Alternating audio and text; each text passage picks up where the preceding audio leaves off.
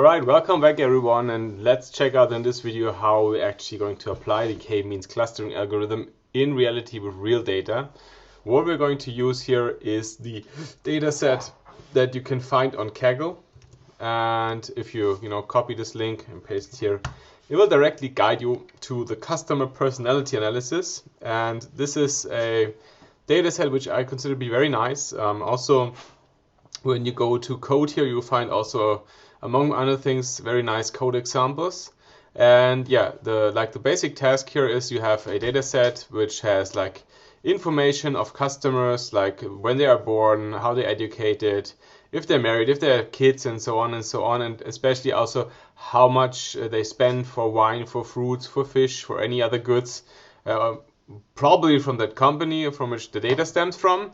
And also in the data set, it includes the promotion of some data. So obviously an aim would be for the company to find out which customers are likely to react to promotions and then maybe consume more.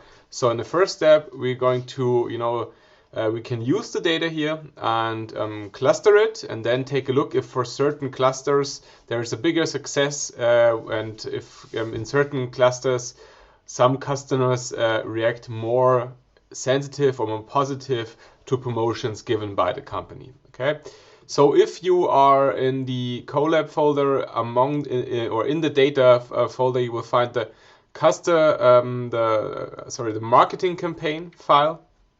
And when you click on that here and play, and you have saved the marketing campaign file on your computer, you just need to select it. Then it's going to be uploaded in your copy of the Google Collaboratory file. Once you reach the 100% here, then you can import it as you're used to it with the pandas package, and you generate a pandas data frame. And you can see here the head, so the first 5 observations. And yeah, we can see that there are many informative variables, and also the info method. You can see that we have a mixed data set with categorical data such as education, with like the income, which is a floating point number, or the amount spent given in integer numbers, and so on and so on. What we're going to do right now, not to complicate things any more, we really will not use the overall data set because, as I said, this already at this point can get tricky because we have a mixed data set here, including numerical as well as categorical data. We will pick like 3 variables here which are of numerical nature, or we generate those variables and use those 3 variables in order to create clusters by using the K-means algorithm. So this should serve as a didactic example how you can do that. Especially if you're facing stuff like that in reality and you have mixed data, which is, I think, very likely because usually we often have mixed data sets, then go for the documentation of the K-prototype package, and check that out, how you can apply and use this algorithm that is altered in a way that it can handle both data, numerical and category one, and do that. But for the moment, let's make it easy, okay? And to make it easy, we generate an empty data set here. We generate the age of the customer by, if this year's minus the date, the birth year of the customer. Then we will record its income, and we sum up how much the customer spends for all the goods. So the amount of wines, fruits, products like fish, meat, sweets, and gold products, whatever that means. If we do that, then we end up with a data set containing 3 numerical features: the age, the income, and the money spent by the customer. What I would recommend in the beginning always is visualize in some form the data. Especially here, we will see if we, for instance, use the pair plot, which also shows us the degree of correlation between the pairwise correlation between the feature variables. That's like one thing we can see. We can see how the distribution looks like, for instance, of the age or the income or the money spent. So here we see that's rather a symmetric distribution when it comes to age, but when it comes to how much customers spend, it's a very skewed distribution. Not that doesn't necessarily mean that much at the moment, but also it's also quite informative in my opinion. And also what you can see here, that it appears to be that there are outliers of age. You can see here that there's a small amount of customers with a tremendous high age. They are more than 120 years old. I guess that's probably more like a mistake. So that's why we're going to exclude those 3 data points. And the same goes for the income, where you can see that most of the people have something in between 0 and 200,000, I guess, dollars a year. And there is a single person earning much more. We're excluding that because Kmeans works with squared distances, which are sensitive towards extreme values, and we do not want this customer to impact our clustering much, so we will exclude this customer as well. That is done by making those selections here. So we do that, and then we are good to go, and we start with those 3 variables in order to apply the K-means algorithm. What also is very recommendable is to bring the numerical features on a similar scale here, because K-means also is sensitive towards especially the variability of each variable. So if we have features with different standard deviations, and especially if they're really significantly different, then it will give more weight to the ones with, I guess, a higher variability. I'm not 100% sure here, could be also lower, but higher would make more sense because it reacts more to the extreme deviations here. Nevertheless, just exclude this possibility and sorry,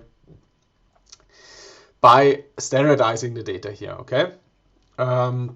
Which can be done, as we know it, with the standard scaler of the sklearn preprocessing package.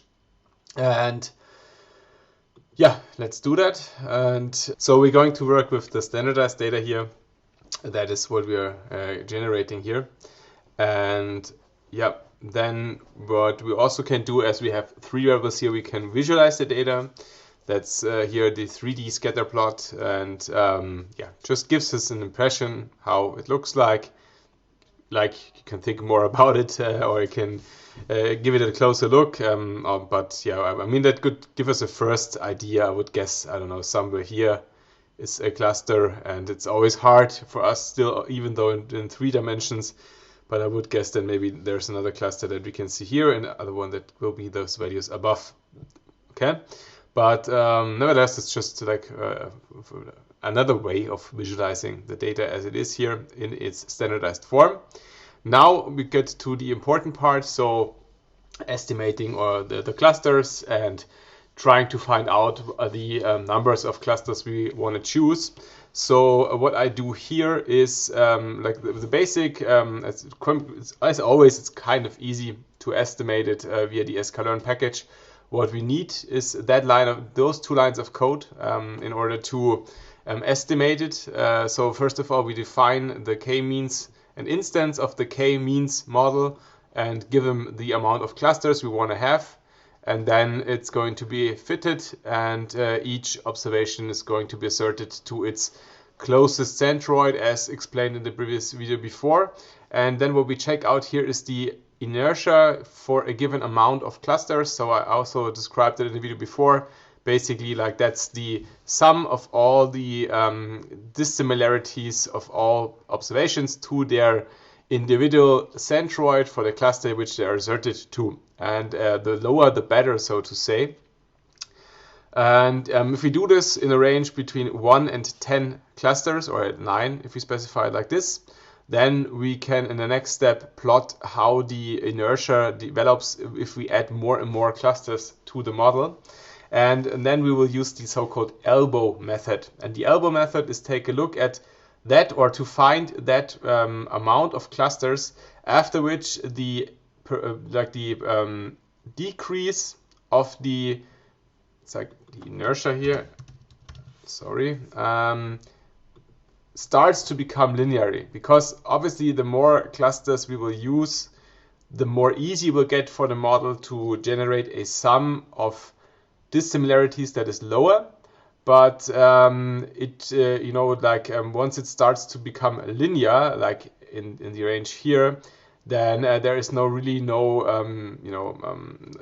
makes no sense to further increase the number of clusters, because that's something which is like a linear improvement here is what would we consider to be natural, and clustering the data only is valuable if we have a improvement of the similarities among all the points to the cluster centroids that is higher in relation to the adding of a further cluster. Sounds again a little bit more complex than it is. So if you have the elbow plot like this here, you would go to the cluster points and like in your mind add a linear line here between, like, from that point on to the right. So you can see that 2 is obviously a little bit less, because we still can be really further improved by adding 3 or like adding 1 or 2 more clusters. But like from here, approximately, I would say it already becomes more like a linear relationship. And at least like here from the 4th or 5th, we really see that this is more like a really linear relationship, and not as here as in the beginning as a nonlinear relationship. So like graphically, I would say 4 would be the best choice here, or 5. But that's not really like something which is completely solid or 100% the best way. So I think it always makes sense to take a look more on all the other possibilities that we have in order to evaluate the amount of clusters, which hopefully makes sense to us. So in the next way, I do the same thing again. I for each amount of clusters, then I calculate the average silhouette scores, and but basically, to be honest, I'm doing more or less the same as for the inertia here. So we could also visualize it, but we can see like the improvement is like more like the difference is the more important part here. And going from 2 to 3 clusters has a really big also relative difference that is bigger, instead of if we go to like from 3 to 4 or from 4 to 5 clusters. So I would like say with a little experience, it is kind of easy to directly see here that I would say 3 clusters according to the average silhouette score is probably that what we want to go for. But obviously it will be something between 3 or 4 or 5. Then furthermore, we can define a way to plot the silhouette scores, and just do that for 2 clusters, for 3 clusters, and for 4 clusters, for instance, and just to get an idea. And we can see, no matter if we have used 3 or 4 clusters, there will be always a kind of a larger amount here where we have comparably smaller silhouette scores. What's also bad here is if we use 3, then there will be a few in the second cluster that are really badly asserted. So those observations should probably be better asserted to another cluster in the best case, but isn't going to be done if we following the algorithm as it's defined by the Kmeans clustering. So what you really want to avoid here is negative values, or at least many observations with many negative values. And like I would say, still here there's no clear picture, but still we'll go with 3 or 4 clusters. And so for the moment, assume we're taking 3 clusters. Okay, then we in the last instance here, we define one more time the model and fit it with 3 clusters. And then we add the clusters to our data set. So if we do that, and you take a look now at the data set, there will be a number next to each sample. So cluster 0, 1, or 2, Python always starts counting at 0. So basically, that's the first cluster, that's the second cluster, that's the third cluster. And now we can check out some informative figures with this clustering. So first of all, do we have more like a balancing of clusters? So how many observations do we have per cluster? It seems to be rather balanced here, a little bit of dominance from the first cluster.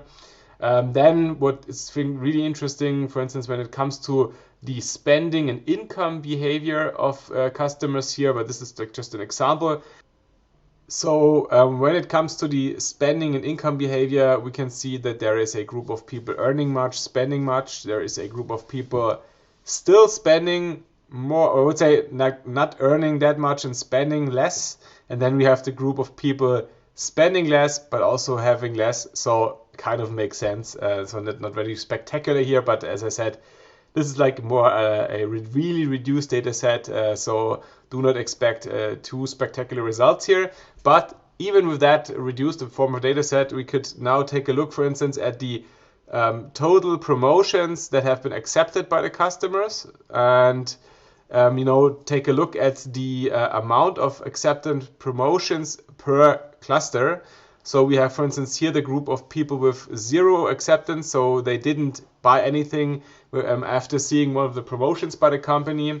And we can see that this is dominated by the first cluster here. Then obviously, sorry, we should make use of the same colors here, but I guess strongly that this is this cluster.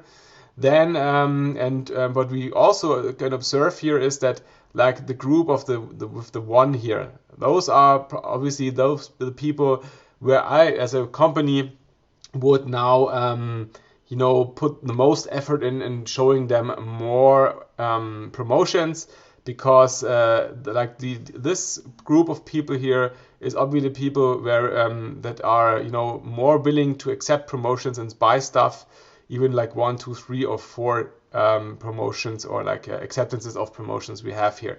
So that would be like our the information that we can get here, and this is really helpful for a company, because then I guess making promotions always is costly for companies, and now we only can make we could skip those people from the blue group here, and we could directly make advertisement only for the cluster with the 1 here, and by this way, as a company, save money and also increase the probability that people really react to their promotions. So that can be very beneficial and can increase the gains of this company. Okay, sorry, I will make sure that the color scheme here will be the same here, and once you will click on that, and then we can directly compare it. But as you will see here, the 1 here is the people with spending much, having much. So obviously those are the people we want to address when we make making promotions. And the one from the 0 group here are the ones who are spending less because they're having less. So those are the people that we do not want to address any further with promotions from the company. And you can play around with that if you, for instance, insert the 4 here. So how would that look like with 4 clusters? So if we make a more granular segmentation of the customers, then you can see here that this is not really helpful, because we have like a group of 2 clusters which are basically the same people, because those are 1 and 2 are the people having much, spending much. So that's why I would go with 3 clusters here. But with 2 clusters, I think it's a little bit less granular segmentation, because then we really have not this differentiation here between people who may still be willing to buy something if they see a promotion, right? And if we keep it with 3, then what we have here is that what we could think about is maybe it's some time and time to show also this people a few promotions, because there is still a likelihood that they accept a promotion, even though that is really only a minor there's only a little bit, really a slightly little bit higher probability that this group is going to accept promotions according to those frequencies that we can see here. Nevertheless, it may still be helpful to have this differentiation here, because as we can see visually, there seems to be some form of differentiation here. Furthermore, this could obviously be way more improved by adding more information and making usage of all the variables given here. Something that I could recommend you here, even though I'm not 100% recommend it, because I'm not sure if that really is your best choice from a methodic perspective, but just as a tip for you, when you find in Kaggle those kind of tasks, then you can go on code here, and you can check out here for the most votes, because I guess usually the best notebooks have the most votes. And we can take a look, for instance, as at the first one here by this person, and obviously this person put really a nice effort into it, so that's how it looks like. So here she's showing to us how she thinks is going to be done in the best way. And I think she really is doing a great job here. The only thing I'm not really completely happy about it, but maybe I should just need to think about it more. She's pre-processing the data in a certain way that in the end we will have really numerical features only. And then she's using the Kmeans algorithm. But in the beginning, we also have categorical variables, which are then by the technique that we're going to discuss in the next video, by the technique of dimensionality reduction, brings also the information of the categorical features into a transformation to a numerical feature. And then that's where I'm not really sure if that would be really the best choice. So she's mixing it up a little bit, I would say, still, the categorical and the numerical nature of the variables here. Nevertheless, I think this is really a great example of knowledge that is easily accessible to you, and this is really helpful to you, especially if you are a non-experienced Python user and non-experienced data science person. So yeah, just give that a try and check it out. Go by there line by line through the code, what she's doing. Reading the examples, explanations will help you a lot. Yeah, also obviously we could check out more here. You could take, for instance, the second one, and as you see, it's always nicely explained. And here this person is, for instance, showing us more than the K-means clustering algorithm, because like these algorithms here, affinity clustering, Birch, DBS scan, or whatever how you pronounce it, spectral clustering, Gaussian mixture models, that's all different clustering techniques that are also interesting. But as in this course, time is limited, obviously, and I do not want to overload you with too much of information. We stick to the K-means algorithm. So probably the second one here is not so well suited for you as the first one. So give that a try. Give my example, my easy example, a try. Try it out on your own. That's usually the best way to go, and hopefully have some interesting insights for yourself and learn about it. And then see you in the next video when we're talking about principal component analysis, which is going to be used for dimensionality reduction. Bye-bye.